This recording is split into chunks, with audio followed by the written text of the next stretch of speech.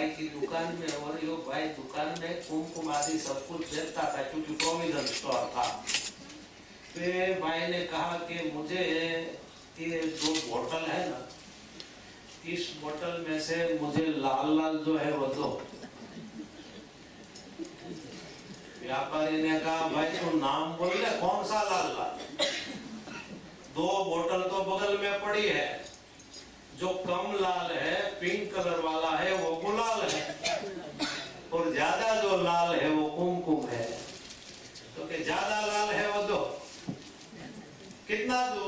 बोले 100 ग्राम दो। 100 ग्राम दिया व्यापारी ने, इसने पैसा। भाई तू क्यों नहीं बोलता कि कुमकुम दो?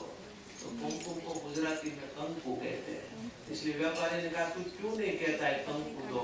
बोले मैं नहीं बोलूंगा क्योंकि तुम्हारी बहन का नाम है।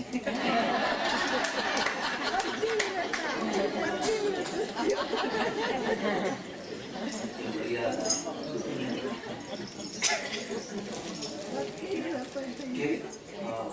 जो देखो बाबा आ गए, मैंने कहा था बाबा ने वादा निभाया।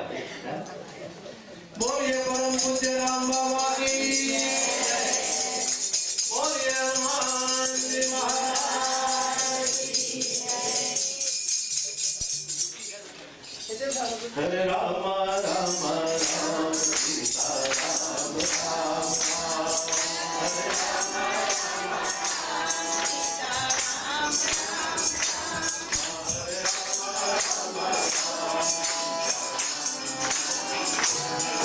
हरे राम राम सीता राम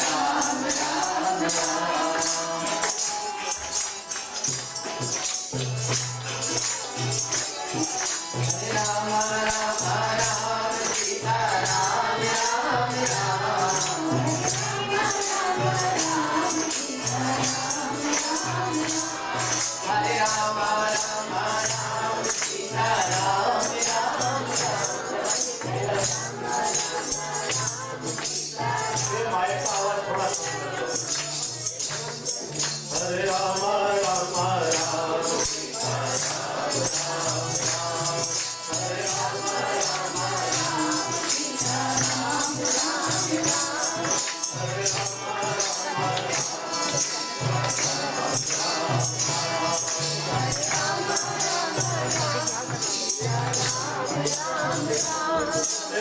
शांति रखो। परम पूज्य राम बाबा हमारी श्रीमद् भागवत कथा में यहाँ पधारे हैं और बाबा का हम सभी को आशीर्वाद प्राप्त करना है। बाबा आए उनसे पहले मैंने बोल दिया था कि हमारा तो जीरा गांव से नाता है। बाबा अमरेली के पास गोकुल जैसा ही हमारा गांव है जीरा गांव, और बाबा का भी नेटिव प्लेस जीरा गांव है और हमारा भी बाप दादा का नेटिव प्लेस जीरा गांव है। और ये बाबा से तो मुझे, मैं 1990 से इंग्लैंड में आता हूँ तब से नाता है।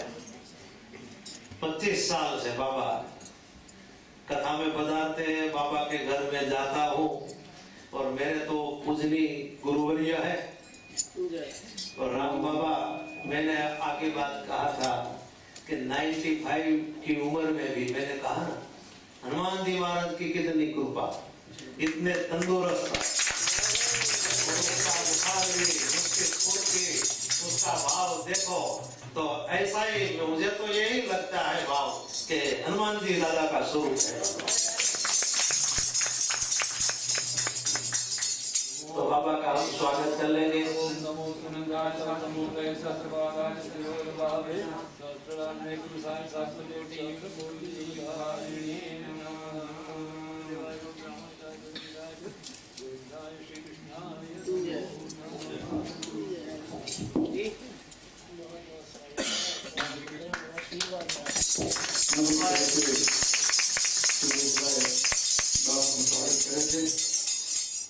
આ મિલન એ પરમાત્માની કૃપાનું કારણ છે અને ભાગવત કથાનું મૂળ તત્વ છે.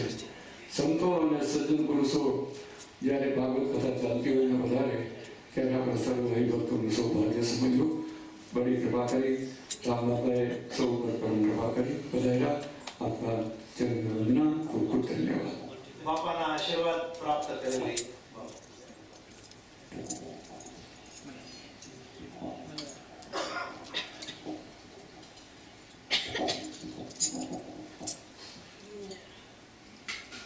अतिरिक्त बलिधामम एम सेनावदेयम धनुर्यवन किशानम ज्ञानिनाम अग्यकर्णम सकल गुण निधानम आदरानाम धीशम रघुपति प्रियवत्तम वातजातम नमामि. हमारे राम मंदिर के प्रेसिडेंट गुंडा जी, समस्त कमेटी के भाई बहनों, ये मेरा पुराना मंदिर है, बहुत पुराना. જય હો. यहाँ हम कई सुंदरकांड के पाठ कर चुके हैं. स्वामी कृष्णानंद जी आते जाते थे, इनके साथ में भी आता जाता था मैं. ये मंदिर से हमारा नाता कम से कम 30 वर्ष का पुराना है, कोई नया नहीं है. ये मंदिर की कमेटी ने जो यहाँ स्वर्ग बनाया है, पहले से, आगे से, बीच में से और एंड में जो मंदिर की परिस्थिति बनी,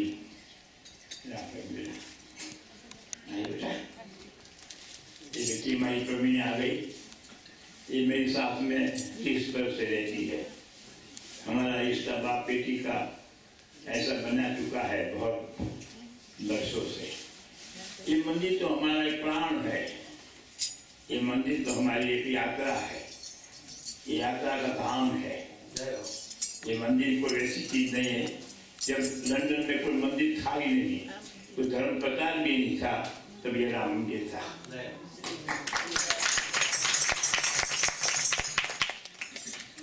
अब बात आती है हमारे परम आदरणीय पूजनीय आचार्य गादी बारस परम पूज्य मथुरदास बाबू.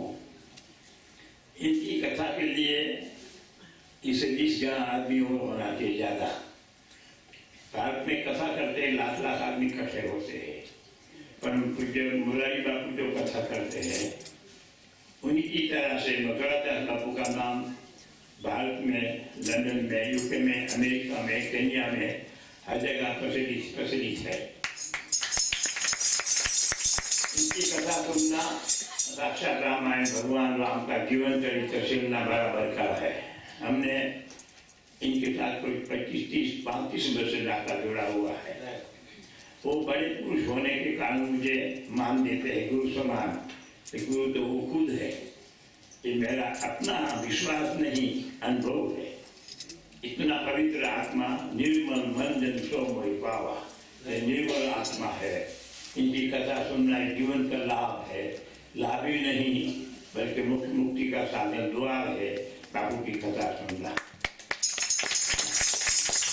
राजा कहकर हम इतना के ऐसे महापुरुषों के साथ प्रत्येक वर्ष यहाँ होनी चाहिए, होती रहे. जो वो पैसे का भी लालचू नहीं है.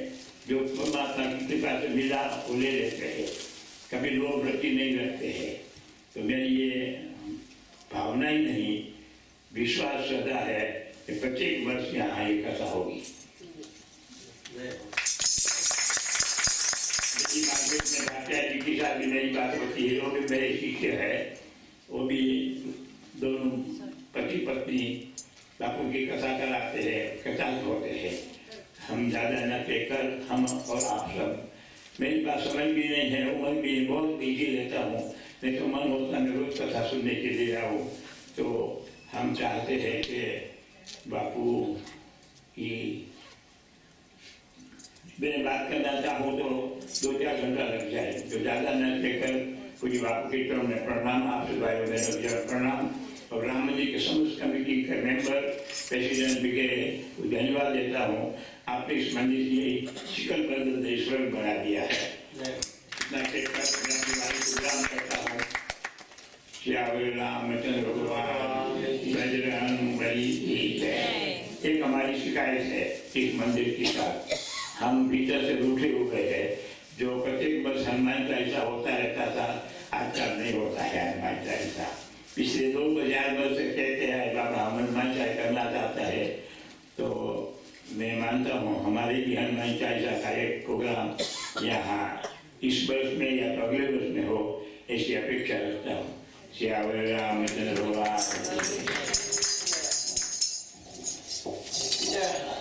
बोल श्यावल रामचंद्र महाराज की जय। बड़ा सौभाग्य का दिन है। पूज्यपाद हमारे बापूजी जिनका हमें हमेशा से ही स्नेह मिलता रहता है, प्यार मिलता रहता है, तो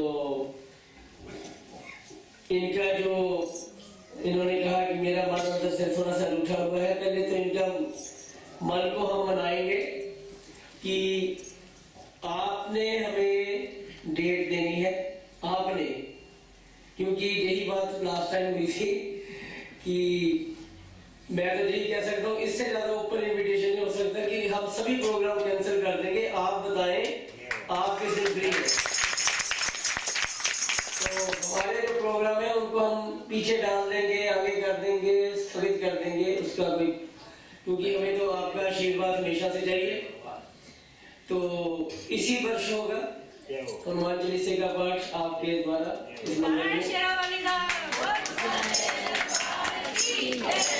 और जो आपने हमें दूसरा निर्देश दिया है कि पूज्य मथुरा दास बापू जी की कथा हर साल होनी चाहिए, तो उसका भी हमने प्रबंध कर दिया है। नेक्स्ट ईयर भी इन्हीं दिनों में भागवत की कथा जाना होगी। तो मैं ईश्वर से, जैसा कि हम अभी कह रहे थे कि जैसा किसी के कहने पर नहीं होता, ईश्वर की कृपा से ही होता है। क्योंकि जब बापूजी राम कथा कर रहे थे तब देखो भावना बहन आए और उन्होंने मंदिर से संपर्क किया, तो विदिन मेरे ख्याल में 2 दिन में हमने फैसला कर दिया। भावना बहन 2 दिन में हमने सारा भागवत का जो है आयोजन किया है। तो आज मैं क्योंकि माई के लिए बोल रहा हूँ, तो मैं आप सभी का जो सुनने वाले भी हैं, यही मैं अपने मेरे ट्रस्टी हैं साथ में महंता जी, श्रेष्ठा जी, तो मैं यही बात कर रहा था कि इतने प्रेम से और इतने आनंद से ये कथा चल रही है, तो इसका लाभ हम अवश्य उठाएंगे।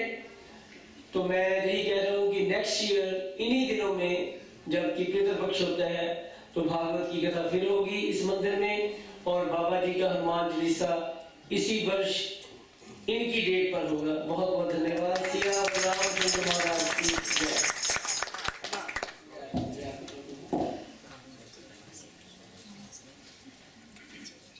बोलिए हनुमान जी महाराज की, परम पूज्य राम बाबा के। बाबा के लिए एक चौपाई गा के बाबा के चरण में हम वंदन करते हैं। सेवक सदना स्वामी आगमनु, मंगल मूल अमंगल दमनु, मंगल मूल अमंगल दमनु। ये चौपाई रामायण में, रामचरितमानस में भगवान राम ने गाई।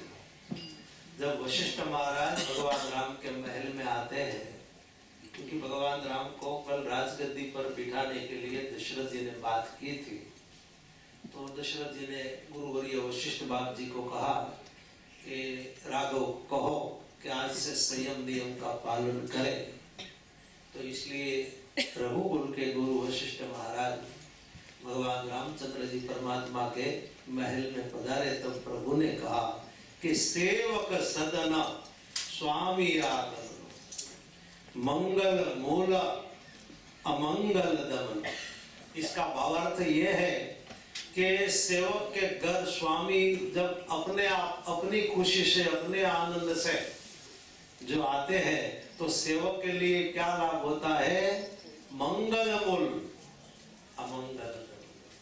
तो मंगल का मूल है और अमंगल का सब कुछ नाश हो जाता है। तो आज बाबा पधारे तो हमारे कथा के लिए, हमारे मंदिर के लिए, हम सभी के लिए सब कुछ मंगल मंगल मंगल हो गया। हमारे उमेश भैया ने भी बहुत अच्छा बाबा के लिए कहा कि आप जब कहो तब यहाँ हनुमान चालीसा सब कार्यक्रम पीछे करके अथवा तो कैंसल करके हम बाबा के 108 हनुमान चालीसा यहाँ रखेंगे। बाबा यहाँ ये वर्ष नहीं, हर साल राम मंदिर में बाबा की 108 हनुमान चालीसा का यहाँ पाठ। हनुमान चालीसा तो महा मंत्र है, महामंत्र। चालीसा तो बहुत है, राम चालीसा, शिव चालीसा, गायत्री चालीसा, बाबा कृष्ण चालीसा, लेकिन हनुमान चालीसा जैसी कोई चालीसा नहीं। हनुमान चालीसा किसने लिखी है? गोस्वामी संत तुलसीदास जी ने। इतने महान सिद्ध और पहुंचे हुए संत, जिसको राम जी का साक्षात्कार हुआ, जिसकी रक्षा हनुमान जी करते थे, वही गोस्वामी जी की रचना हनुमान चालीसा। 108 बार जहां हनुमान चालीसा का पाठ हो जाए, वह हनुमान जी की परम कृपा हो जाती है।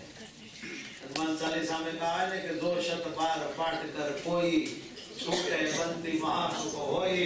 100 बार पाठ करे तो हम सब बाधा से, संकट से, जन्म मृत्यु के बंधन से मुक्त हो जाते हैं। इतना हनुमान चालीसा का प्रभाव। लेकिन बाबा की तो हनुमान चालीसा में जो 100 बार नहीं, जो 108 बार पाठ करते हैं, 108 बार पाठ करते हैं। और एवरी संडे, कभी कभी तो बीच में, और मैं भी इंग्लैंड में आता हूँ तो जब जब मुझे मौका मिलता है तो बाबा की हनुमान चालीसा के पाठ में मैं जाता हूँ। मेरा खूब वो मुझे मान आदर देते हैं। मैं तो उसका बेटा हूँ, उसका शिष्य हूँ, और उसका मुझ पर बहुत प्रेम भाव है। बाबा आपके लिए तो जितना शब्द कहूँ, जितना वर्णन करूँ, वो सब अवर्णनीय है। लेकिन फिर भी कहते हैं ना, तदपि कहे बिनु रहा न कोई, कहा बिन हम नहीं रह सकते। तो बाबा को मैंने 2-3 बार फोन में कहा, बाबा पधारो आशीर्वाद देने के लिए। तो बाबा ने मेरी बात हृदय में धारण कर ली। और मेरे जैसे एक छोटे बालक पर कृपा करने के लिए, जो बालक पर करो छो, कृपा करने के लिए आप आ गए बाबा, और हमारी कथा को पावन कर दी, सफल कर दी। हमारे सब ट्रस्टी, एक को मैं याद करता हूँ, फिर भी आप फोन लगा दो, आ जाए जल्दी। हमारे ठाकुर जी हैं, जल्दी आ जाए, बाबा आए हैं, अरुण भाई ठाकुर, वो भी आ जाए। तो सभी का बहुत प्रेम भाव आदर है, और यहाँ बहुत आनंद आता है। आप सब लोगों का भी बहुत प्रेम भाव आदर।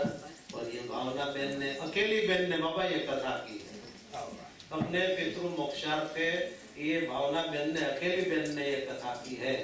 तो उसको तो कितना परमात्मा की कृपा से फल मिलेगा, प्रभु की कितना।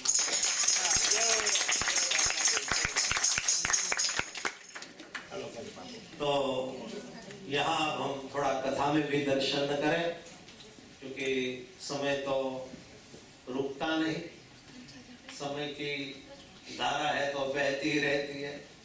आज थोड़ा सा समय ज्यादा हो जाएगा, आधा घंटा, लेकिन हमें मोश भाई माफ कर देते हैं तो अच्छी बात है। तो बाबा यहाँ हम गोपी गीत गा रहे थे, तो गोपी गीत के कुछ श्लोक गाए, भगवान अंतर्ध्यान हो गए। भगवान श्री कृष्ण परमात्मा अंतर्ध्यान इसलिए हो गए कि गोपियों का अभिमान दूर करना है। गोपियां अभी तक कहती थी कि भगवान कृष्ण हमारे हैं, लेकिन अब गोपियां कहने लगी कि प्रभु आप अब हमारे नहीं, लेकिन हम तुम्हारे हैं, हम भगवान के हो जाए बस। अभी तक हम वादा करती थी कि तुम हमारे हो, अभी तक हम दावा करती थी कि तुम हमारे हो, लेकिन अब हम वादा करती है कि हम तुम्हारे हैं। ये शरणागति का भाव है। शरणागति ज्ञान, कर्म और भक्ति से भी बढ़िया है। हम जैसे भी हो भगवान के शरण में चले जाएं। रामचरितमानस में भरत जी का शरणागति का भाव है। रामचरितमानस में देखे तो चित्रकूट पर्वत में सब गए हैं प्रभु राम का दर्शन करने के लिए, लेकिन सब आगे चले जा रहे थे, लेकिन भरत भैया पीछे चले जा रहे। सबसे पीछे भरत जी थे। लेकिन जैसे चित्रकूट आया तो सबसे पहले कौन पहुंचा? सबसे पहले भरत महाराज पहुंचा। सबसे पहले परमात्मा के चरण में प्रणाम किया। पाहि नाथ कही पाहि गोसाई, परे भूमि तल लकुट कीनाई। भगवान के चरण में जैसे लकड़ी गिरे, भरत महाराज गिर गए, तो भरत जी ये कहते हैं कि शरणागति का स्वीकार,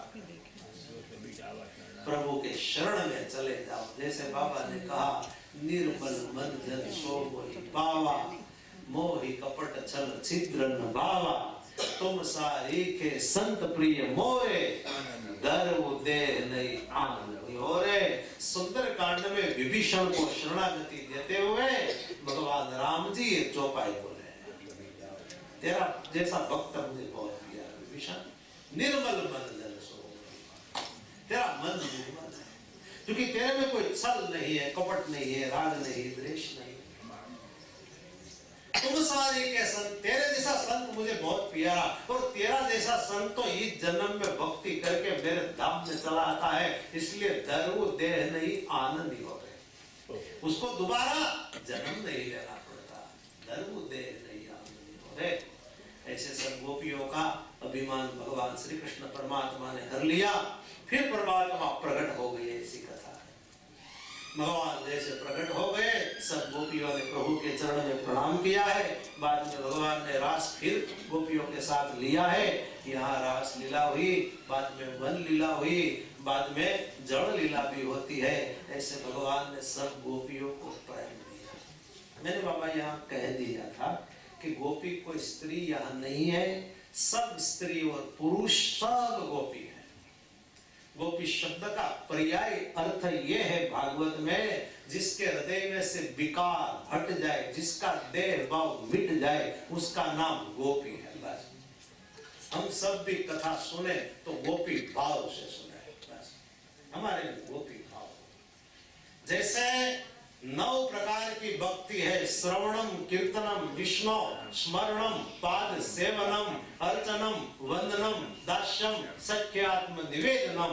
ये 9 प्रकार की भक्ति, लेकिन भागवत जी की गोपी है उसमें 10वीं भक्ति है, और वो 10वीं भक्ति है प्रेम लक्षणा भक्ति।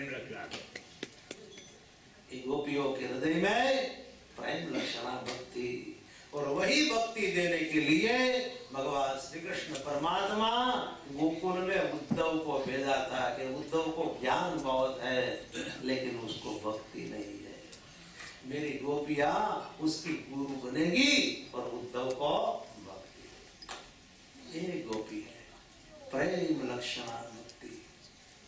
डोंगरे बाप जी तो ऐसा कहते थे, एक गोपिया तो घर में रहकर संन्यास लिया, वन में नहीं गई, भगवे कपड़े नहीं पहने, उसने कोई संन्यास नहीं लिया, लेकिन घर में ही रहकर जो कृष्ण प्रेम में तन्मय रही, इसलिए गोपिया है प्रेम संन्यास योगिनी। ये सब गोपिया है प्रेम संन्यास। उसकी हर चर्या में, हर क्रिया में भगवान कृष्ण ही दिखाई पड़ते हैं। उसकी हर चर्या भगवान कृष्ण। ऐसे गोपियों ने प्यार पा लिया प्रभु का। अब गोपियां रास नहीं लेती है, ध्यान देना बाबा, बात बहुत अच्छी आती है। अब रास नहीं लेती है, भगवान के पीछे नहीं दौड़ती है, क्यों? अब तो घर में बैठी बैठी प्रभु को याद करती है। अब आता है युगल गीत, लेकिन युगल गीत कैसा? युगल यानी 2 स्त्री गाती हो युगल गीत। 2 स्त्री कैसे? सास बहू को कृष्ण कथा सुनाती है, बहू सास को सुनाती है, देवरानी जेठानी को सुनाती है, जेठानी देरानी को सुनाती है, ननंद भोजाई को सुनाती है, भोजाई ननंद को सुनाती है, पड़ोसी बहन पड़ोस वाली बहन को सुनाती है, पड़ोस वाली बहन ये पड़ोस वाली को पड़ोसन ने संभळावे, ननंद भोजाई ने संभळावे। ऐसे युगल गीत। वेणु गीत में प्रेम की अभिव्यक्ति है, लेकिन युगल गीत में प्रेम की अनुभूति है। इसका अर्थ हमने प्रभु को पा लिया, अब हमें भटकना नहीं है। बस अंदर ही लीला चलती है। हम हमारे हृदय में प्रभु को देखते हैं, इसलिए हम कहते हैं ना कि प्रभु को जानो, प्रभु को जानो है ना, ओळखो, प्रभु को जानो, बाद में उसको मानो, फिर उसको मानना चाहिए और मानकर प्रभु को पालो। तो जाना, माना, पाना। गीत उसी का है जो गाना जानता है, साज उसी का है जो बजाना जानता है, जीवन उसी का है जो जीना जानता है, लेकिन प्रभु उसी का है जो पाना जानता है। पाना। सदैव मंदिर में आते नहीं प्रभु को पा सकते, लेकिन कोई एक बार आ जाए और प्रभु का दर्शन करते करते आंसू बहा ले और प्रभु का प्यार जो पाले तो प्रभु को पाले। इसलिए तो सूफी कहता है कि मंदिर मस्जिद वो चले जिसको फुर्सत हो, मंदिर मस्जिद वो चले जिसको फुर्सत हो, हम तो उसकी याद में अश्क भर लेते हैं, हम तो उसकी याद में अश्क भर लेते हैं। मैं तो उसकी याद में 24 घंटा रोता हूँ। जिसके हृदय में ही प्रभु है उसको दौड़ने की जरूरत नहीं। जैसे राम बाबा के हृदय में हनुमान जी महाराज विराजमान है, तो बाबा के लिए तो एक ठीक एक कार्यक्रम है कि 108 हनुमान चालीसा, बाकी तो बाबा जहाँ होते वहाँ हनुमान चालीसा का पाठ वो अपने आप करते ही रहते। लो, मैं तो पहले बाबा की गाड़ी में बैठता था ना, तो मुझे कोई मंदिर ले जाते तो बाबा गाड़ी चलाते और मैं बगल में बैठा हूँ और बाबा हनुमान चालीसा शुरू, हनुमान चालीसा गाते गाते और गाड़ी चलाते। घर में भी जाते हैं तो हनुमान चालीसा बस गाते ही रहते हैं और राम नाम का भजन, उसके हाथ में माला शुरू, भजन शुरू रहता है। तो उसके लिए तो हनुमान चालीसा 24 घंटा शुरू है। ये तो हमारे लिए 108 हनुमान चालीसा वो कराते हैं, बाकी उसके लिए तो 24 घंटा अविरत भजन। सांसों की माला से मैं सिमरू सीताराम, घट में माला घूमनी चाहिए। बाहर की माला घुमाते घुमाते घट की माला जो घूम जाए तो मान लेना अब ये सच्चा भजन हो गया, बस हो गया भजन। बस ऐसे महात्मा तो पार उतर गए, पार उतर गए संत जना। इस महात्माओं को तो हम प्रार्थना करें कि आप तो पार उतर गए, लेकिन हमारे जैसे जो पापी जीवात्मा है ना, हमको भी पार उतारो। बस इसलिए साधु संत कोई भी आए तो उसकी शरणागति लो, उसके पास से भक्ति मांगो, दूसरा कुछ मांगो मत, केवल भक्ति, बस केवल। भगवान के मंदिर में जाए तो भगवान के पास भक्ति ही मांगो बस। शरीर का सुख मत मांगो, धन का सुख मत मांगो, परिवार का सुख मत मांगो, लेकिन केवल भक्ति। श्लोक में बोलते हैं शांति ही शांति ही शांति, लेकिन मैं तो कहता हूँ शांति कितनी मांगे, लेकिन उनसे आगे मांगो भक्ति ही भक्ति ही भक्ति ही भक्ति। केवल तुम्हारा भजन हो जाए तो भजन से शांति भी मिल जाएगी। अरे शांति क्या, परम शांति मिल जाएगी। आनंद में से ब्रह्मानंद प्राप्त हो जाएगा, जैसे गोपियों को आनंद हो। और घर में बैठी बैठी गीत गाती है, यही युगल गीत। अब कहीं दौड़ना नहीं है, बस प्रभु को पाना। अब आगे कथा आती है कि भगवान ने बाद में शंखचूड़ नाम के असुर का वध किया। अरिष्टासुर बैल के रूप में आया, गर्जना करते हुए भगवान ने अरिष्टासुर का भी वध किया। केशी और व्योमासुर आए तो उसका भी प्रभु ने वध किया। बाद में अभी कृष्ण लीला आगे चलते हुए यहाँ सुखदेव जी कहते हैं कि कंस के महल में नारद जी प्रकट हो गए। नारद जी को हुआ कि कंस बहुत जिया, नारायण नारायण कहते प्रकट हो गए, कंस ने प्रणाम किया। अब नारद जी कहते हैं कि कंस तेरा शत्रु तूने ढूंढा? अरे बाबा कितनी कोशिश की, कितने बालकों को मार डाले, लेकिन आज शत्रु का पता नहीं लगा। लेकिन बाबा मुझे एक शंका है कि गोकुल में नंद बाबा है और नंद बाबा के घर में जो दो बेटा है ना, उसमें उसका जो छोटा बेटा है वो मेरा काल है, क्योंकि जो मैं असुर को भेजता हूँ गोकुल में तो उसको मार डालता है। नारद जी ने कहा तेरी शंका नहीं, शंका की जगह मार दे स्टैंप। शंका ने मार सीखो ईद से बाल कृष्ण, वही बाल कृष्ण तेरा बेरी है और देवकी का 8वां संतान है। अब तुझे जो करना है वो कर, मैं तो जाता हूँ। नारद जी नारायण नारायण कहते अंतर ध्यान हो गए। यहाँ कंस को पता लग गया। अब कंस सोचता है कि बलराम कृष्ण को मथुरा में कैसे लाओ, और यहाँ सब अपने असुरों को बात की और सभी को बुलाया तो कहा कि कोई उत्सव रखे। तब कंस ने धनुष यज्ञ का आयोजन किया और धनुष यज्ञ के आयोजन में ये प्रसंग में आने के लिए शॉर्ट में कथा कहता हूँ, अक्रूर को कहा गया, अक्रूर ये सोना का रथ लेके जाओ, बलराम और कृष्ण को गोकुल में से यहाँ ले गया, कहना तुम्हारा मामा कंस उसने आपको निमंत्रण भेजा। और यहाँ अक्रूर महाराज को पता नहीं कि कंस के मन में बैर भाव है। अक्रूर महाराज की तो अर्चन्न भक्ति है, अर्चन्न भक्ति के स्वरूप अक्रूर महाराज। अक्रूर जी को रात्रि को नींद नहीं आई। अक्रूर महाराज हरे कृष्ण स्मरण करते हैं। अक्रूर जी को भाव है कि मैं गोकुल जाऊंगा तो मुझे प्रभु कृष्ण का दर्शन न होगा। यहाँ अक्रूर महाराज रथ लेके आते हैं। निकले थे मथुरा से सुबह को, शाम ढले गोकुल पहुंचते हैं। लेकिन मथुरा और गोकुल का मार्ग तो सिर्फ है 20 किलोमीटर का। 20 किलोमीटर का रास्ता पसार करने में अक्रूर को पूरा दिन बीत गया। क्यों बीत गया? क्योंकि मार्ग में बार बार रथ को रुकाते हैं और ध्यान लग जाता है। भगवान कृष्ण का सुमिरन करते करते समय का पता नहीं लगा। ऐसे पूरा दिन बीत गया। अक्रूर महाराज आए गोकुल में और यहाँ नंद बाबा ने भाव से स्वागत किया। बलराम कृष्ण गौशाला में गायों को घास डालने गए थे। उसको वहां पता लगा बलराम कृष्ण आए हैं। बलराम कृष्ण कहने लगे चाचा आए। ऐसे कहते कहते दोनों भाई अक्रूर महाराज को जैसे प्रणाम करते हैं, अक्रूर महाराज दोनों भाई को हृदय से लगाते हैं। और जैसे भगवान कृष्ण को देखा तो अक्रूर की आंख में से प्रेम के आंसू, जिसका भजन करता था अभी तक दर्शन नहीं हुआ था, आज दर्शन हुआ। अक्रूर जी को बहुत आनंद हुआ। नंद बाबा ने अक्रूर महाराज को भाव से भोजन कराया, भाव से भोजन किया।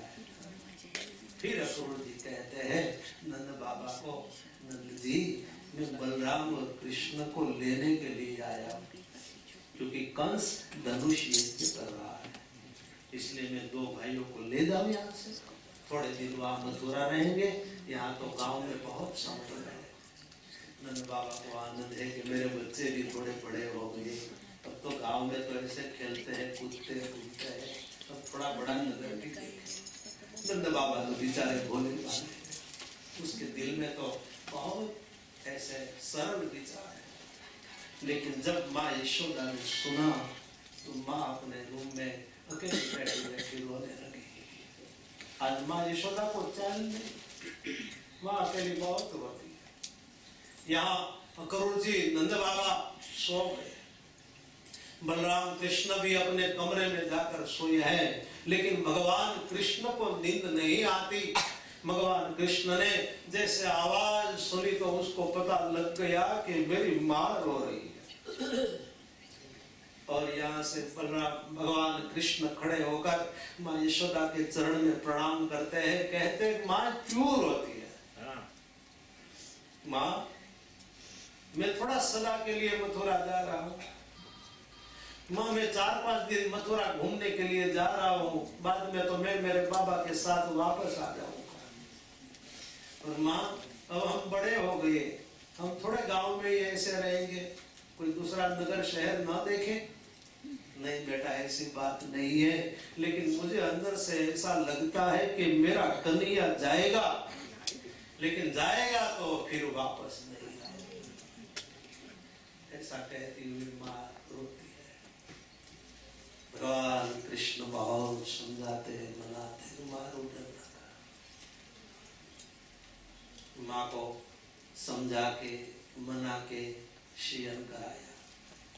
भगवान अपने शयन कक्ष में आकर सोए, लेकिन भागवत जी कहते हैं कि माँ सोई नहीं, पूरी रात माँ रोती ही रही, रोते रोते माँ ने ऐसे रात गवा दी। सुबह में अपना पुत्र भगवान कृष्ण को स्नान कराया, स्नान करके वस्त्र आभूषण आदि धारण कराए। लेकिन माँ आज बराबर वस्त्र नहीं पहना सकती, आज माँ प्रभु को आभूषण नहीं लगा सकती, क्योंकि अपने हाथ में से गिर जाती है, रोती है।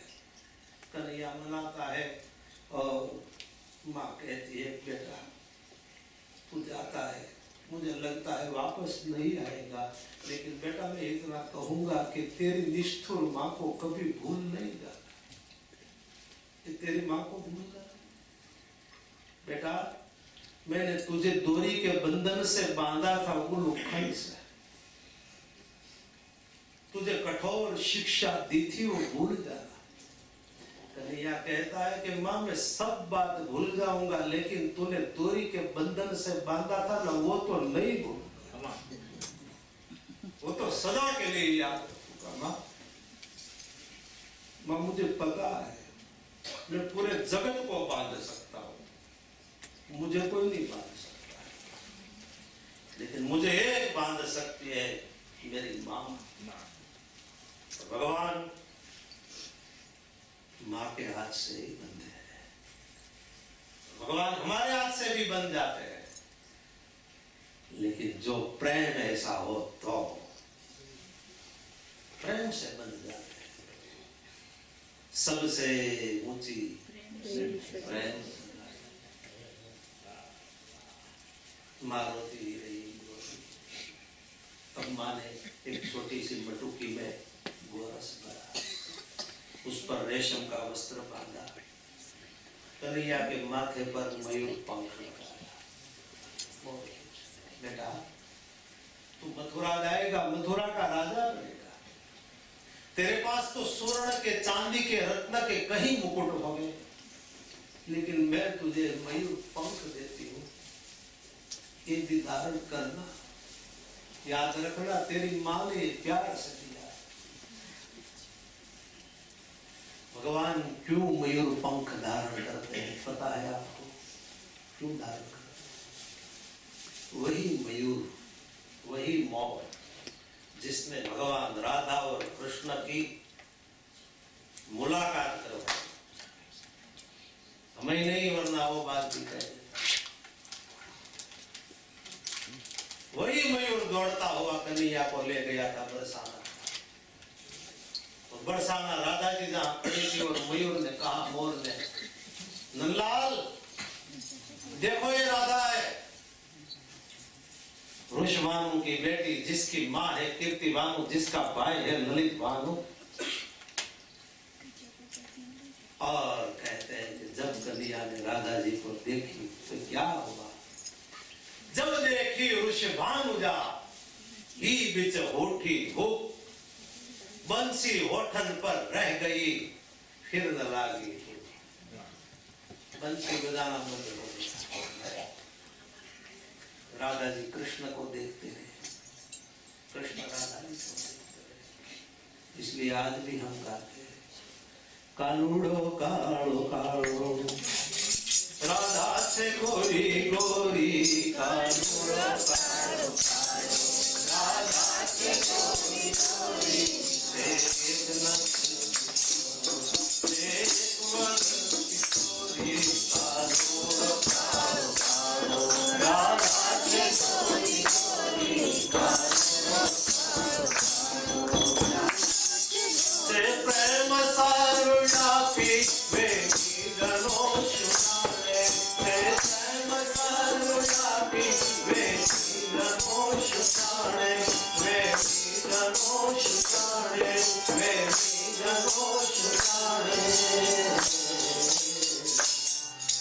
अज्ञानी ने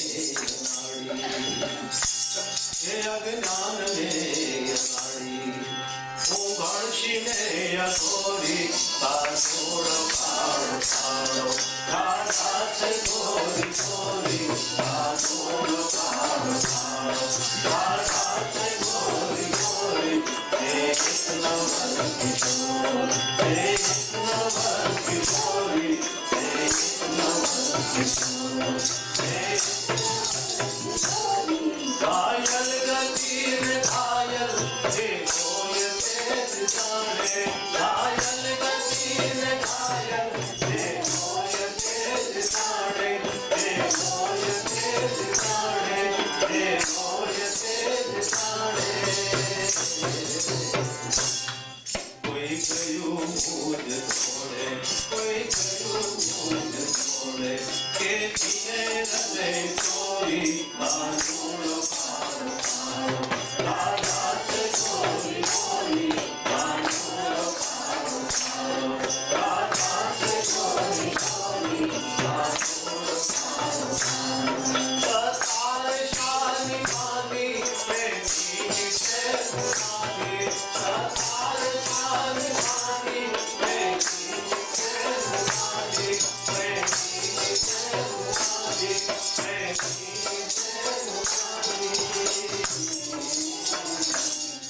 प्रीति करो तो चली प्रीति करो तो चली जब चंद्र ने प्रभोरी कानूर कानो कानो राधा से गोरी गोरी कानूर ये भजन राम बाबा तो बाबा के लिए मैं बोल रहा हूँ ये भजन है सतार शाह बापू का लिखा हुआ मुसलमान थे सतार शाह बापू लेकिन बड़े कृष्ण भक्त थे जब मैं छोटा था मेरे गांव सावरकुंडला में मैं रहता था तो हर साल बाबा सतार शाह बापू सावरकुंडला 4 महीना रहते थे और वहाँ कबीर आश्रम में रहते थे और शाम को सतार शाह बापू सदैव सत्संग कराते थे तब वो सत्संग में हम जाते थे बैठते थे उसके भजन सत्संग सुनते थे लेकिन लोगों को इतना नहीं पता था कि इतने पहुंचे हुए महान संत है लेकिन सतार शाह बापू इतने महान संत है उसका प्रचार किया नारायण स्वामी ने उसके जब भजन गाए नारायण स्वामी ने तब सभी को पता लगा कि सतार शाह बापू इतनी महान हस्ती थी तो इसने ये भजन लिखा है कानूड़ो काड़ो काड़ो राधा से गोरी गोरी। अब यहाँ भगवान कृष्ण और बलराम भी रथ में बैठ गए ऐसी कथा सब गोपियां तो मार्ग में सो गई गोपियां कहती है प्रभु जाना है तो हम पर रथ चला के चले जाओ आप जाते हो तो ऐसा लगता है कि हमारे शरीर में से प्राण चले जाते हैं लेकिन भगवान खड़े होकर सब गोपियां को समझाते मनाते हैं मैं थोड़े दिन के बाद वापस आ जाओ आप शांत बना धरो भगवान गोपी को मनाते कहते हैं कि राधे कहाँ है देखो ये सुनने जैसी बात आई भगवान ने कहा कि राधे कहाँ है तब एक गोपी ने कहा कि राधे तो सब गोपियों के पीछे खड़ी है और अकेली रो रही है कैसी होगी राधा जी की स्थिति देखो राधा जी अकेली खड़ी होकर रोती है भगवान रथ में से नीचे उतरे राधा जी के पास गए राधा जी के आंसू पोंछकर प्रभु कहने लगे राधे मत रो है राधे मैं और तू थोड़ा अलग तू शक्ति है मैं ब्रह्म में शक्ति है शक्ति में ब्रह्म है गिरा अर्थ जल बीच समा कहियत भिन्नन भिन्न बंधु सीता राम पद जे ही परम प्रिय खिल्य जैसे बानी में अर्थ होता है अर्थ अकेला नहीं होता बानी में ही होता है और जल में ही तरंग होते तरंग अलग नहीं होते हैं ऐसे सीता में राम में सीता है राधा में कृष्ण है कृष्ण में राधा है दोनों एक तत्व है राधे फिर भी भगवान ने मनाते हुए अपने कंधे पर जो काली कमली थी कन्हैया की वो काली कमली गड़ी करके राजा को दे दी। राजा एक काली कमली ले लो। और कमली पर भगवान कृष्ण ने अपनी बंसी भी रख दी। राधे, ये मेरे प्रेम की याद में, प्रेम के प्रतीक में ये मेरी काली कमली और ये बंसी आप अपने पास रखना। और राधा को शांत हो गई, लेकिन अब कन्हैया रोया है। एक कथा है, अब कन्हैया रोता रोता कहते हैं कि राधा, अब तेरा कन्हैया बंसी नहीं बजाएगा। अभी तक बंसी बजाई, अब नहीं बजाएगा, क्योंकि मेरा एक कार्य था भक्तों को ऐसा लीला का दान करना। मैंने भक्तों को लीला बहुत दिखाई। परित्राणाय साधुना, मैंने साधु का परित्राण किया, लेकिन अब मेरा अवतारी कार्य शुरू होता है, इसलिए विनाशाम च दुष्कृताम। अब मैं असुरों का वध करने के लिए जाता हूँ, इसलिए अब तेरा कन्हैया बंसी नहीं बजाएगा, लेकिन तेरा कन्हैया तो शंख बजाएगा, शंखधर हो जाएगा। और शंख बजा के तेरा कन्हैया तो शत्रुओं के गात्रों को भी जला देगा। अब कन्हैया कठोर हो गया, अब मेरा काम है अवतारी कार्य। राधे, मेरा अवतारी कार्य मुझे पुकार करके बुलाता है, इसलिए मुझे जाना पड़ता है। भगवान कहते हैं कि भावना से भी कर्तव्य बड़ा। राधा को शांत करके फिर प्रभु रथ में बैठ गए। रथ आगे जाने लगा। नंद बाबा और भगवान के सखा सब बैठे हैं। और नंद बाबा ने कहा है कि कंस राजा इतना बड़ा यज्ञ कर रहा है, तो कंस को भी थोड़े दूध, दही, मक्खन आदि घी की जरूरत रहेगी। बैलगाड़ी में सब रख दो। कितने तो बाबा बोल गए, सब दही पदार्थ साथ लिए और ऐसे रथ चलता है। मार्ग में यमुना आई, तो यमुना में अक्रूर जी स्नान करने गए। लेकिन अक्रूर जी को अभी ऐसा है कि कृष्ण ब्रह्म है कि नहीं, ये बात है बाबा।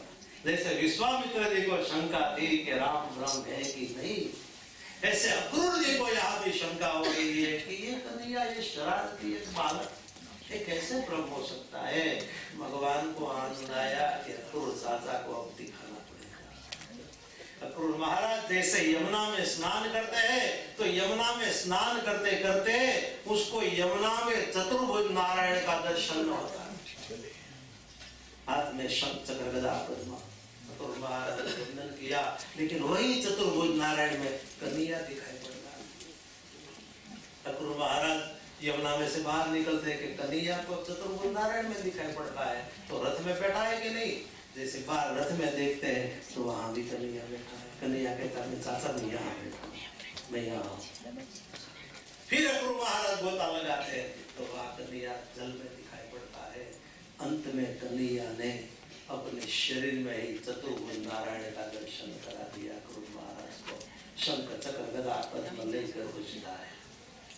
अब अक्रूर को भरोसा आ गया कि भगवान कृष्ण केवल मेरा भतीजा नहीं, लेकिन साक्षात नारायण ब्रह्म परमात्मा है। अक्रूर महाराज ने वंदन किया है। बाद में सब आते मथुरा, अक्रूर महाराज कहते हैं कि चलो प्रभु मेरे घर चलो।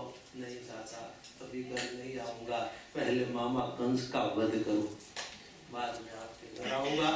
भगवान कृष्ण उसके सब सखा ने मुकाम किया है यमुना के तट पर, जहाँ एक बगीचा है, बगीचा में मुकाम किया, ऐसा वर्णन आता है। रात होती है, सब भोजन करते हैं, लेकिन कन्हैया ने जैसे मटुके में गोरस देखा और कन्हैया रोया, बहुत रोया। आज गोरस को देख के उसको अपनी माँ यशोदा याद आई। प्रभु रोते रोते कहते हैं कि मेरी माँ मेरी प्रतीक्षा करती होगी, और मेरी माँ ने मेरी प्रतीक्षा में, मेरे वियोग में भोजन नहीं किया होगा, तो आज मैं कैसे भोजन करूं। भगवान के हाथ में लिया हुआ गोरस था, वो नीचे गिर गया, लेकिन कन्हैया ने भोजन नहीं किया। सब सखा रोने लगे। ऐसे प्रातः काल हो गया, सभी ने यमुना में स्नान किया है। अब प्रभु नंद बाबा को कहते, बाबा हम सब मथुरा देखने के लिए जाए।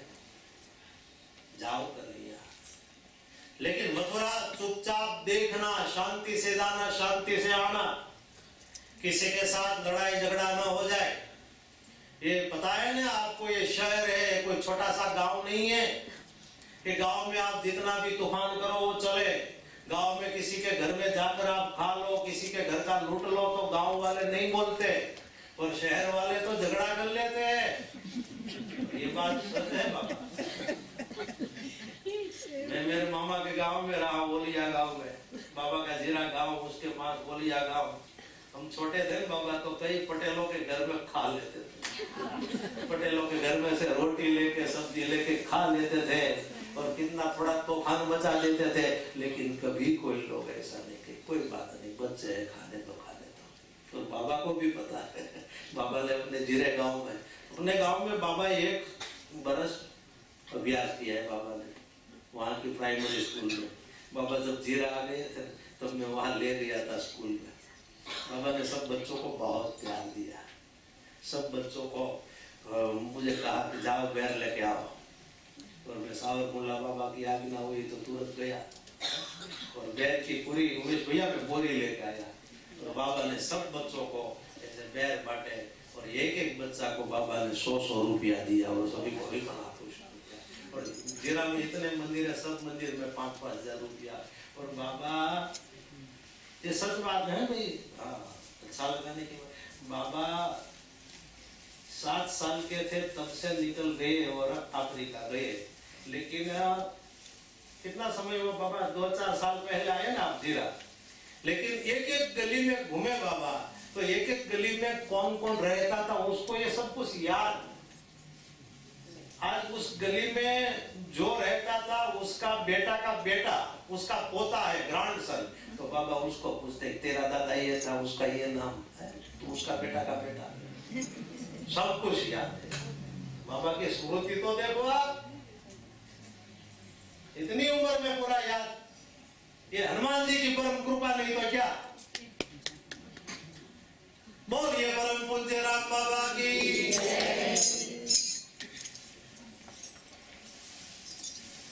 तो नंद बाबा ने कह दिया कि यहाँ कोई शरारत नहीं बाबा, हम शरारत सीधा जाएंगे, सीधा वापस आएंगे, लेकिन सीधा चले तो बीच में कोई दीवार आ जाए तो दीवार को लांग भर के आगे चले, ऐसे नहीं। मैं ये कहता हूँ शांति से जाना और शांति से आना, कोई जगह तूफान नहीं करना, कोई बात फिर तो चले। सब बाल को कहा, आनंद बाबा ने किया जय जयकार बुलाना हो ना तो कंस राजा का जय जयकार बुलाना, आपको आदत है बलराम की जय, कृष्ण की जय, ऐसा बोलते हो या नहीं बोलना? बोले नहीं बोले। जैसे सब जाते हैं मथुरा में तो मथुरावासी सब नर नारियों ने बाल कृष्ण को देखा, जैसे परमात्मा को देखा, तो सब लोग मथुरावासी बोलने लगे बाल कृष्ण होने लगा, बिलगलाल का छुड़काव होने लगा, पुष्प उल्टी लगने लगी, बाल कहने लगे हम तो नहीं बोलते, तो मथुरावासी बोलते हैं लोग। और यहाँ भगवान ऐसे आगे बढ़ते तो मार्ग में एक धोबी मिला, धोबी कपड़ा कंस राजा का लेकर धोने के लिए जा रहा था। यहाँ भगवान ने कहा कि इसका कपड़ा ले लो, क्योंकि कपड़े की गंदगी भरी है, हमारे सभी के कपड़े तो अबील गुलाम से बिगड़ गए हैं। तो भगवान ने धोबी को कहा लाए कपड़ा की गठड़ी। धोबी कहता मैं नहीं देने वाला, तो भगवान ने एक पुष्टिका का प्रहार किया, धोबी गिर पड़ा और उसकी गठड़ी ले ली। और भगवान ने सब सखाओं को कहा कि लो आप कपड़ा पहन लो। अरे लाला ये कपड़ा कैसे पहना जाए, ये तो कंस राजा का कपड़ा, इतना मोटा मोटा कपड़ा, और हम तो छोटे हैं, इतने मोटे कपड़े हम नहीं पहन सके। कोई बात नहीं, मार्ग में कोई टेलर मिल जाएगा। दर्जी मिल गया, तो बाबा ये दर्जी की ज्ञाति ने कथा रखी है। एक टेलर मिल गया, भगवान ने कहा यहाँ भैया यहाँ। वो तो दर्जी नीचे उतरा दुकान पर से, बाल कृष्ण के चरणों में प्रणाम किया, प्रभु कोई सेवा, तो कि बड़े बड़े कपड़े ने कि सभी के साइज के कपड़े बना दे। दर्जी ने तो सब सखाओं के सभी के साइज के कपड़े बना दे, सब सखाओं ने कपड़े अच्छे पहन लिए। भगवान ने कहा दर्जी को आशीर्वाद दिया, कैसा आशीर्वाद? कलिकाल में आप बहुत सुखी हो गए। कलिकाल में सुखी है ना, टेलर ज्ञाति है, दर्जी ज्ञाति सुखी है। हमारे भारत देश में तो कितनी सुखी क्योंकि सिलाई की कीमत कितनी है।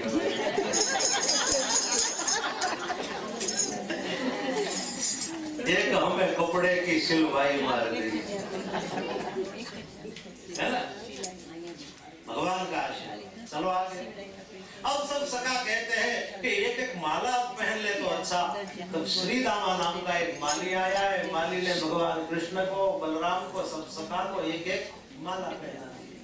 अब सखा कहते हैं कपड़े अच्छे पहन लिए, माला पहन ले, अब एक एक तिलक हो जाए, तब टीका कर ले तो पूरी शोभा हो जाए। तब आती है पूजा। और कुब्जा तो चंदन का कटोरा लेकर कंस राजा के महल की ओर जा रही थी। भगवान ने कुब्जा को कहा कि हमने टीका लगा दे। कुब्जा ने बाल कृष्ण को देखा तो देखती रही शून्य मनसा बना प्रभु को देखती रही। अरे मेरा ऐसा तो कुब्जा कौन है पता है आपको? कौन है कुब्जा? रामायण की मंत्रा है बाबा। ये मंत्रा का दूसरा जन्म है कुब्जा। क्योंकि भगवान राम आ गए, वन में से राजगादी पर बैठ गए, लेकिन मंत्रा बहुत प्रायश्चित करती है, पछतावा करती है कि प्रभु ने आपको वन भेजा, इतना दुख दिया। भगवान ने कहा बस तू मेरा भजन कर, शांति रख।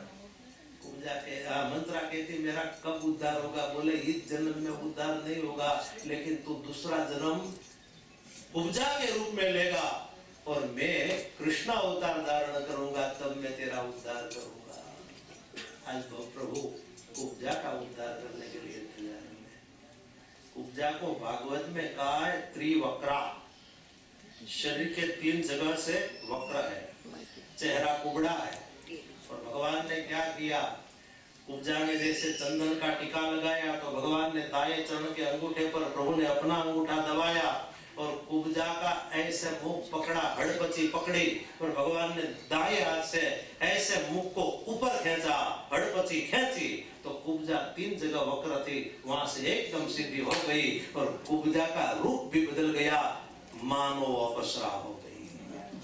स्वर्ग में से जैसे उतरी रूप ऐसी अप्सरा हो गई। थोड़ू चंदन कुब्जा नुलीरो केनो रूप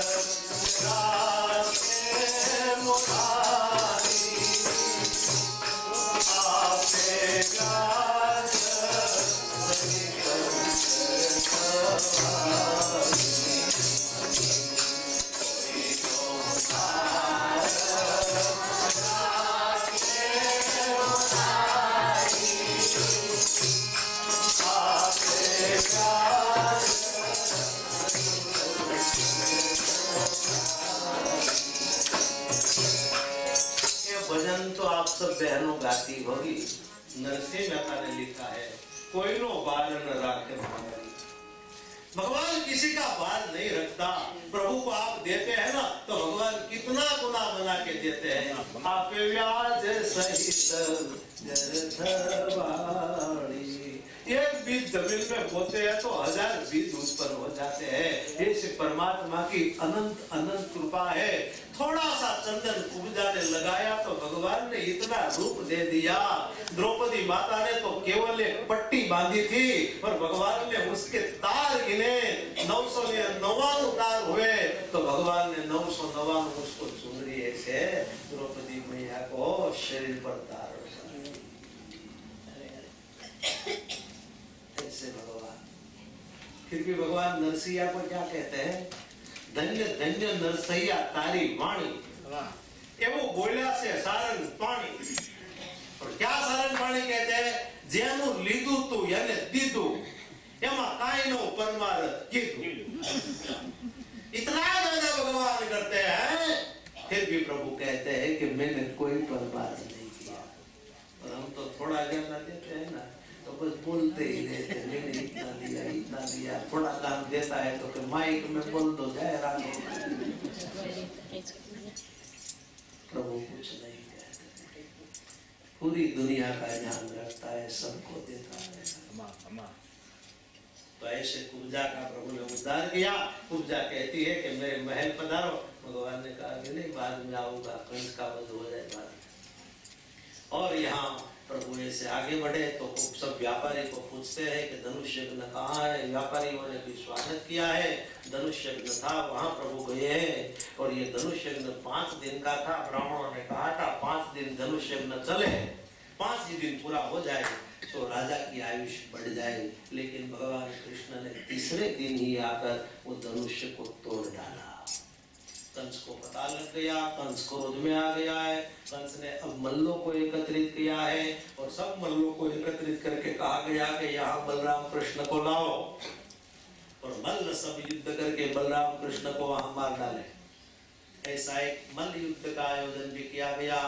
कोलिया पीड़ नाम का हाथी था, उसको शराब पिलाया गया और कहा गया कि बलराम कृष्ण आए तो हाथी उसको जोर से यहाँ से प्रवेश करते ही धक्का मारे, अथवा तो हाथी पांव तले बलराम कृष्ण को कुचला दे।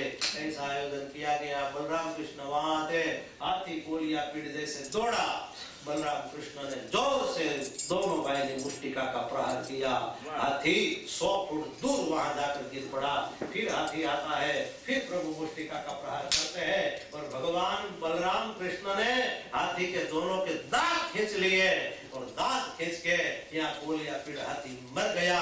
और मल्लों के सामने प्रभु युद्ध करने के लिए आ गए। बलराम कृष्ण मल्लों के सामने युद्ध करते हैं। एक ने चाणूर को मारा, एक ने मुष्टिक को मारा, एक ने शर को मारा, एक ने तोषण को मारा। ऐसे चाणूर मुष्टिका वर्धनम, ऐसे भगवान ने मल्लों का युद्ध किया। मल्ल वहां से सब भाग गए। कंस यहाँ गादी पर बैठा बैठा बोलने लगा, कृष्ण को मार डालो, बलराम कृष्ण को पकड़ लो। ऐसे बोलता रहा। बलराम जी ने कहा, कन्हैया मामा बुलाते हैं। कन्हैया कहता है कि मामा के पास जाता हो। कन्हैया लाल भरता हुआ एकदम कंस के सामने आया और कंस अपने ढाल और तलवार लेके जैसे बलराम कृष्ण के सामने दौड़ा कि अभी कृष्ण के सामने तलवार का प्रहार करो। भगवान कृष्ण ने भी कसोटा ऐसे पीताम्बरी का धारण कर लिया और भगवान ने अपनी बाईं भुजा से एक जोर से प्रहार किया तो कंस के हाथ में से ढाल तलवार दोनों गिर गए और भगवान मुष्टिका के प्रहार से कई प्रकार से कंस को मारने लगे। मारते मारते भगवान ने कंस ने भूमि पर गिरा दिया और कंस को भूमि पर गिरा के बलराम कृष्ण उसकी छाती पर बैठ गए और छाती पर बैठ के भगवान ने दाएं हाथ से कंस के बाल पकड़े और बाएं हाथ से मुष्टिका का प्रहार करते हुए आज भगवान कृष्ण इसमें क्रोध में आ गए, नेत्र लाल, भ्रुकुटी वक्र। आज प्रभु ने कहा कि मामा कंस, तूने मेरे 5-6 भाइयों जो बड़े थे उसको मार डाले। पूरी मथुरा नगरी की सब नर नारी और सब प्रजा को तूने दुख दिया है। आज मैं तुझे मार डालूंगा। और भगवान ऐसे कई प्रकार के मुष्टिका का प्रहार करते हैं और कंस के मुख में से रुधिर बह गया और कंस मरते मरते अंत में बोला, कृष्ण एवं गतिर्ममा, कृष्ण एवं गतिर्ममा कहते हुए कंस ने प्राण छोड़ा। आकाश में से देवताओं ने पुष्पनी वृष्टि की, तुदुम्बी का नाद किया, जय जयकार बोल दिया, बोलिए बाल कृष्ण ऐसे भगवान ने कंस का वध किया। तो क्या लाए वो समाचार? 5:30 बजे समाप्त करना है, ऐसा ही करूंगा, इसलिए तो कथा को गति दे रहा हूँ। तो ऐसे भगवान ने कंस का वध किया। परमात्मा ने कारागृह में जाकर वसुदेव और देवकी माता माता को बंधन में से मुक्त किए। भगवान ने बेड़ी के बंधन तोड़े। और ऐसी भी कथा आती है कि कुछ बेड़ी के बंधन नहीं टूटते थे तो प्रभु ने अपने मुख के दांतों से तोड़े। अपने माता पिता के चरण में प्रणाम किया है। उग्रसेन महाराज जो कंस का पिता है उसको भी कारागृह से मुक्त किया। सब जय जयकार बुलाने लगे।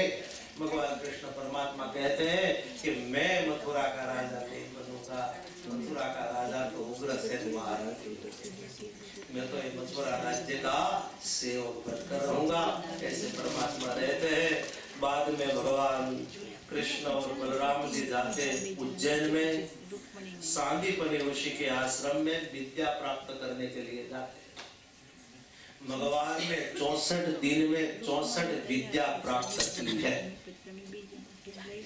भगवान तो बड़े हो गए थे, 12 साल के हो गए थे तब पढ़ने गए, 12 साल के हो गए तब पढ़ने गए। और आजकल तो क्या है, 3 साल का बेटा होते, चलो उसको भेज दो जल्दी बाल मंदिर में, अरे बेचारे को थोड़ा खेल ले दो। फिर भी भगवान कृष्ण कितने राजनीतिक 64 दिन में ओनली फॉर 64 टाइम्स में भगवान ने सब विद्या प्राप्त कर ली। क्योंकि जाति सहज श्वास श्रुति चारी, सो हरि पढ़े ये कौतुक बारी। क्योंकि परमात्मा की सांस में ही 4 वेद है, अथवा तो 4 वेद ही प्रभु की सांस। प्रभु को पढ़ने की जरूरत नहीं, उसको गुरु के पास विद्या प्राप्त करने की जरूरत नहीं, लेकिन प्रभु ने जगत के लोगों को बताया है कि विद्या प्राप्त करनी हो तो अपने गुरु के पास जाओ और गुरु की सेवा करके उसके पास से ज्ञान विद्या संस्कार आदि प्राप्त करो। इसलिए गुरु की बहुत जरूरत है।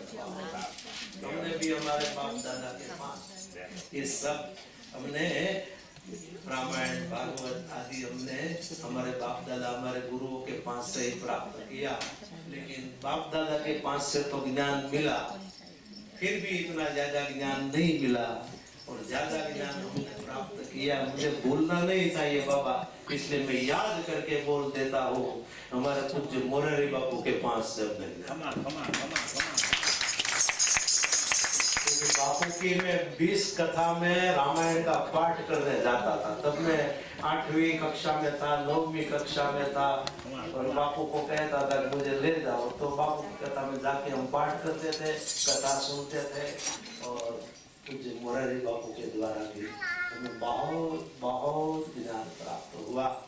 तो पूज्य मोरारी बापू भी हमारे गुरुवर्या है, राम बाबा भी हमारे गुरुवर्या है। गुरु तो अनेक बना सकते हैं, जैसे दत्तात्रेय भगवान ने कहा मूल गुरु एक होते हैं, वो गुरु अनेक होते हैं। पूज्य मोरारी बापू को हमें भूलना नहीं चाहिए। मोरारी बापू रामायण कथा जगत में कितनी प्रसिद्ध कर दी, कितनी प्रसिद्ध, विश्व वंदनीय है बापू। तो उसके चरणों में हम सब वंदन करते हैं। आज बापू की कथा शुरू हो गई बाबा, आज बापू की कथा खजुराहो में शुरू हो गई। आज कथा का प्रारंभ हो गया खजुराहो में। चलो तो आगे। और यहाँ भगवान विद्या प्राप्त करके आ गए मथुरा आए तो फिर यहाँ जरासंध आता है चढ़ाई करने के लिए। भगवान उसके सब सैनिकों को मारते हैं, जरासंध वापस चला जाता है। ऐसे 70 बार चढ़ाई होती है और 70 बार प्रभु ने वो सेना को मारा और जरासंध को हटाया।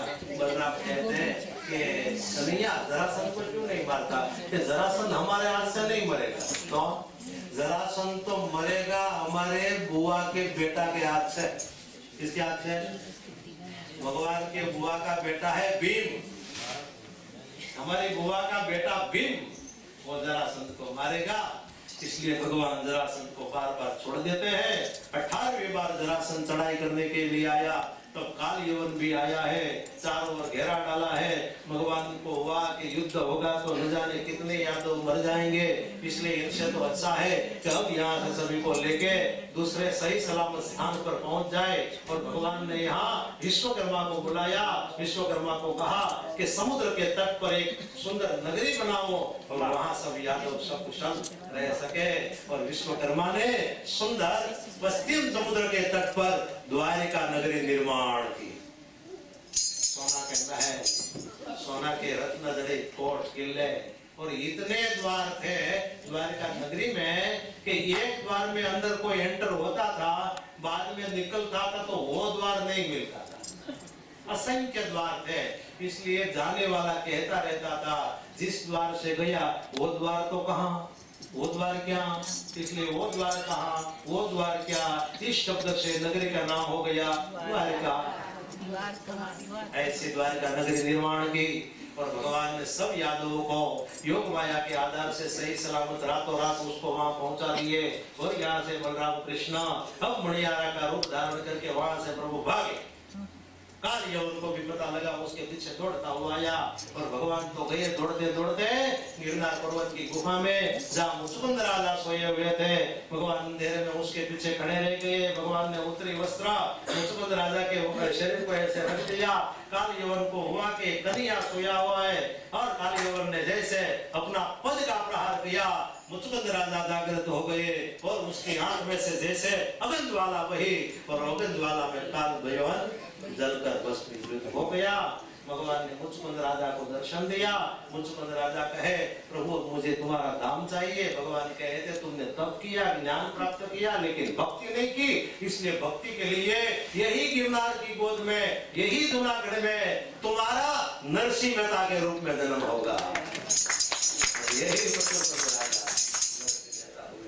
भगवान ऐसे मणियारा के रूप में भागे तो वो लोकगीत वहां आता है। हमारे सब साहित्य वालों ने बनाया है। मेरे पास तो सब कुछ भजन गीत आती है लेकिन बजाने वाले नहीं, इसलिए क्या करूं।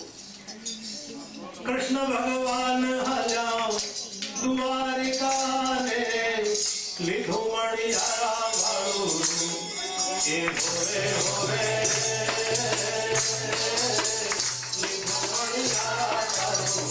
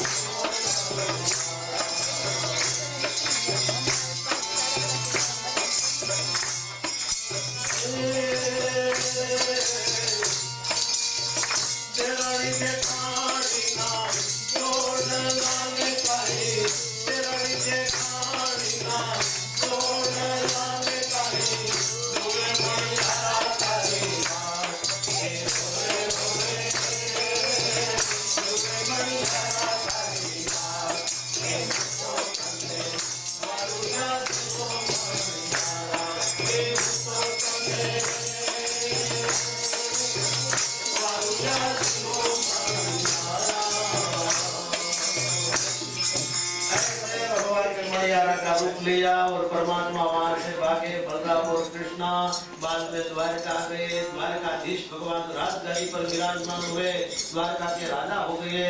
आइए एक बार जयकार बुला देते हैं, बोलिए द्वारका। ऐसे भगवान द्वारकाधीश राजा हो गए और यहाँ रुक्मणी हरण की भी कथा आती है। आइए उसको भी शॉर्ट में कह देते हैं। भीष्मक राजा, विदर्भ नगरी का राजा, भीष्मक राजा की एक बेटी जिसका नाम है रुक्मिणी। हम कहते हैं रुक्ष्मणी, रुक्ष्मणी नहीं, ओरिजिनल नाम रुक्मिणी। और उसके बड़े भाई जो 5 भाई है, रुक्मी, रुक्मारथ, रुक्मबाहु, रुक्मदेव, रुक्माली। रुक्मिणी ने बचपन में भगवान कृष्ण की लीला कथा, चरित्र कथा नारद जी के पास सुनी थी। तब से रुक्मिणी को हृदय में हो गया कि मैं शादी करूं, विवाह करूं तो भगवान कृष्ण के साथ। बाकी तो सब जगत में जितने युवान पुरुष है वो सब मेरे भाई। ऐसे भगवान को मन से उसने प्राप्त कर लिया था। और उसके 4 भाई थे, उसके पिताजी थे भीष्मक राजा। उसको भी ऐसा भाव था कि रुक्मिणी का विवाह भगवान कृष्ण के साथ हो, लेकिन रुक्मिणी का बड़ा भाई है रुक्मी, वो द्वेषी था कृष्ण का, इसलिए उसने जबरदस्ती से रुक्मिणी का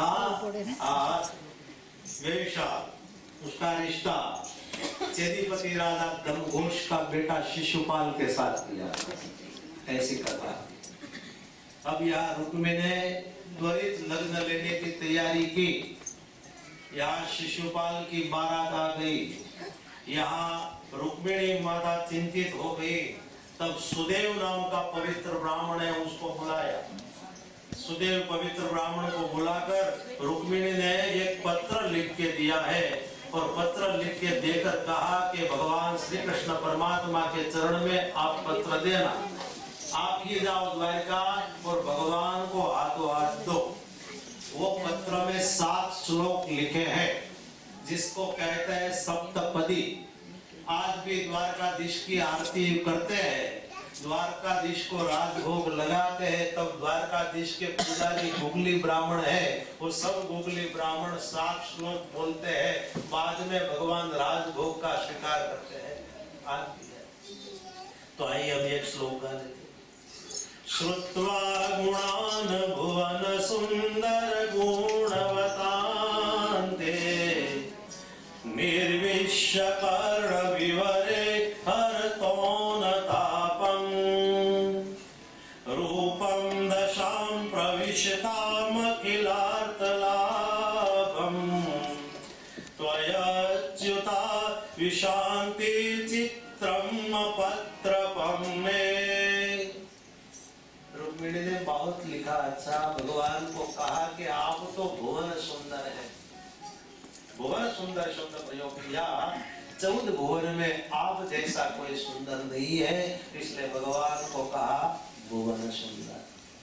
रुक्मिणी ने बहुत बात की है कि आप यहाँ आके मेरा अपहरण कर लो, और आप अपहरण करेंगे तो आपको ऐसा लगेगा कि रुक्मिणी दाइजा में कुछ नहीं लाएगी, अकेली आएगी। तो मैं प्रभु आपको कह देती हूँ कि मेरे पास दाइजा के लिए कोई वस्तु नहीं है, लेकिन मैंने जो पुण्य कमाया है वो पुण्य का दाइजा में लेके आऊंगी। इतना आप जब तक व्रत आदि पुण्य किया वो लेके आऊंगी। और यहाँ माँ भवानी का मंदिर है, वो भवानी का मंदिर में मैं पूजा करने जाऊँ और पूजा करके मैं बाहर निकलूं, तो वह माँ भवानी के मंदिर के पास ही आप रथ लेके आ जाना और वहां से ही मेरा अपहरण कर लेना। आप शायद अपहरण नहीं करेंगे तो मैं किसी के साथ विवाद नहीं करूंगी, मैं प्राण छोड़ दूंगी। बहुत अच्छी बातें सब लिखी है। सुदेव नाम का ब्राह्मण जाता है द्वारका में, भगवान श्री कृष्ण परमात्मा को एक पत्र दिया है, प्रभु ने पढ़ लिया है। सुदेव ब्राह्मण कहता है प्रभु आज की रात्रि है, कल तो विवाह का दिन है। भगवान ने अपने सारथी को दारू को बुलाया कि अब रथ को अश्व जोड़ो, रातों रात रथ को उड्डयन कराओ। और भगवान कृष्ण रात को रथ को उड्डयन कराते हुए यहाँ कुंडिनपुर में आए, जहाँ कुंडिनपुर में भगवान कृष्ण और रुक्मिणी माता इसका मिलाप होता है। और यहाँ कुंडिनपुर में प्रभु आ गए तो यहाँ शिशुपाल को पता लग गया कि मेरा मामा का बेटा आ गया। मुझे पता था चोर है वो, यहाँ से भी कन्या को चुरा के ले जाएगा। शिशुपाल डरने लगा है, जरासंध आदि मनाते डर नहीं, तू अकेला नहीं रामचंद्र है। और यहाँ रुक्मिणी माता जाती है माँ भवानी की पूजा करने के लिए। माँ भवानी की पूजा करती है, अर्चना करती है। माँ भवानी की पूजा करके जैसे नीचे उतरती है तो भगवान का रथ आ गया है, और भगवान का रथ जैसे आ गया, जैसे रुक्मिणी नीचे उतरी, अब अंतिम पांव जा कदम है वहां पांव रखा, और भगवान ने तुरंत ही उसका दायां हाथ पकड़ लेके रुक्मिणी को रथ में बिठाई और भगवान ने आकाश में रथ को उड्डयन करा दिया। यहाँ सब बोलने लगे कि कन्हैया आ गया, और रुक्मिणी का हरण करके चला गया। बलराम जी आया, बलराम जी ने यहाँ सब सेनाओं के साथ युद्ध किया, और भगवान और रुक्मिणी का भी युद्ध होता है। भगवान रुक्मिणी को मारने के लिए जैसे प्रहार करते हैं, तब बलराम जी ने कहा उसको मारना नहीं चाहिए, ये तेरा साला होता है। तो भगवान ने क्या किया, रुक्मिणी की मूंछ और बाल काट लिए। फिर रुक्मिणी गया अपने नगर में, लेकिन मार्ग में नगर बनाया, उसका नाम है भोजकटपुर। बाद में भगवान रुक्मिणी को लेके गए तो रुक्मिणी और भगवान कृष्ण का विवाह हुआ बाबा माधवपुर में। घेड़ विस्तार पोरबंदर के पास जो माधवपुर है, माधवपुर में भगवान का विवाह हुआ है। इसलिए कहते हैं ना कि माधवपुर में मांडवो અને જદુપુર ના આઈએ अब देख देखा बोला बोलिए कृष्णचंद्र भगवान की रुक्मिणी